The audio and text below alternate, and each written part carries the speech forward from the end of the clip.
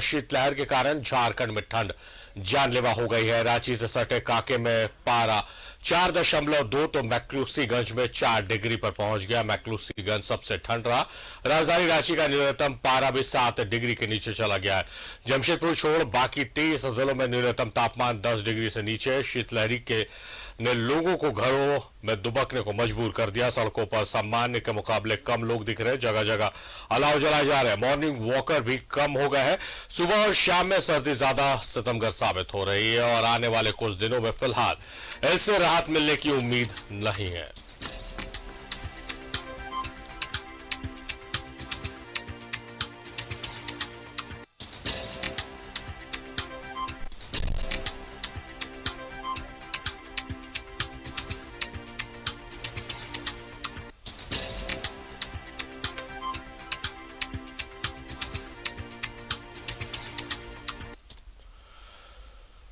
तो सर्दी का सितम जारी है। बादल जब से छटे हैं और शीतलहर चल रही है, लोगों का जीना, घर से बाहर निकलना मुहाल हो रहा है।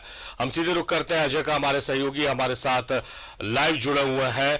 अजय, जिस तरह से आपके आसपास खिली धूप लालच बढ़ा रही है लोगों का, और यही एक राहत भरी तस्वीर आती है ठंड के मौसम में कि धूप जब खिलती है। अभी 2 दिन पहले बादल छाए हुए थे, अंधेरा सा छाया हुआ था, तो लोगों की परेशानी बढ़ी हुई थी, लेकिन बादल छटे उसके बाद शीतलहर ने परेशानी और बढ़ा दी है। बिल्कुल सारिफ, देखिए रांची में अच्छी बात यह है कि इस वक्त धूप निकली है जो कनकनी थी, लेकिन हवाओं का प्रकोप जारी है जो ठंड को लगातार बढ़ा रहा है। पछिया हवा लगातार बह रहा है, जिस वजह से धूप की जो तपिश है उसका असर बहुत ज़्यादा शरीर पर नहीं दिखता है। जो मौसम विभाग का पूर्वानुमान है उसमें यह कहा गया है कि अगले 2 दिनों तक, यानी कि 8 जनवरी की शाम या फिर कह सकते हैं कि 9 जनवरी की सुबह तक ठंडी हवाओं का असर जारी रहेगा और उसके बाद धीरे धीरे तापमान में वृद्धि होगी।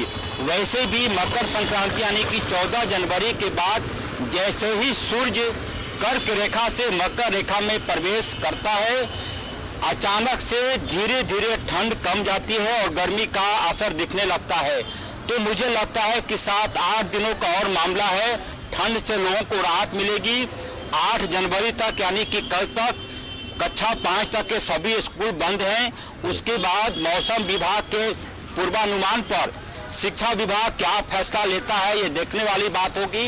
लेकिन अभी धूप अच्छी निकली है, खिली हुई धूप है, कहीं कोई बादलों का बसेरा नहीं है, लिहाजा थोड़ी जो कनकनाहट थी मौसम में उसका असर थोड़ा कम देखा जा रहा। सारे अजय, जो बात करें, जो लोग हैं जो सड़कों पर जिंदगी बिताने को मजबूर हैं, उनके लिए अलाव की व्यवस्था होती है। अलाव की व्यवस्था की अगर बात करें, क्योंकि कंबल बांटने वालों की तो लंबी फेहरिस्त है। बहुत लोग ऐसे हैं जो मीडिया के कैमरों के सामने कंबल बांटते हैं। बहुत सारे ऐसे लोग हैं जो रात के अंधेरे में निकलते हैं और गुपचुप तरीके से गरीबों को गर्माहट पहुंचाने की कोशिश करते हैं।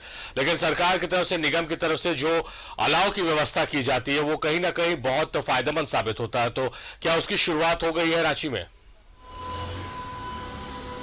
देखिए, राजधानी रांची में कई चौक चौराहों पर अलाव की व्यवस्था बेशक की गई है, लेकिन वो पर्याप्त नहीं कहा जा सकता, क्योंकि वो जो अलाव की लकड़ी होती है महज 4 से 5 घंटे तक जलने के बाद अपने आप वो राख में बदल जाता है।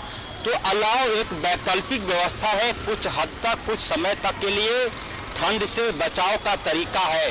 लेकिन जिस प्रकार से राजधानी रांची में इस वक्त भी जब हमारी आपसे बातचीत हो रही है, हवाओं की वजह से कनकनाहट ज़्यादा लगता है शरीर में, लिहाजा गरीबों के लिए जो रैन बसेरा है वहाँ पर कंबल आदि की व्यवस्था उचित तरीके से हो।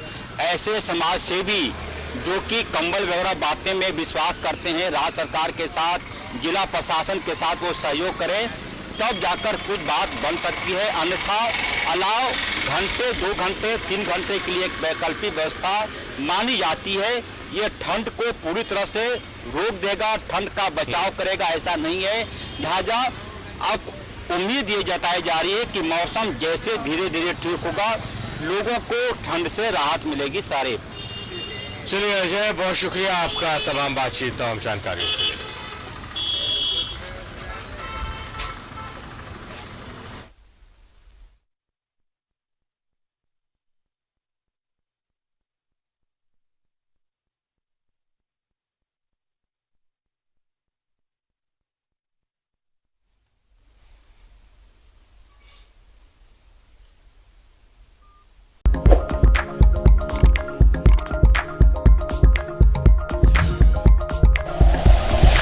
Like and share videos, subscribe करें हमारा चैनल और प्रेस करें बेल आइकॉन।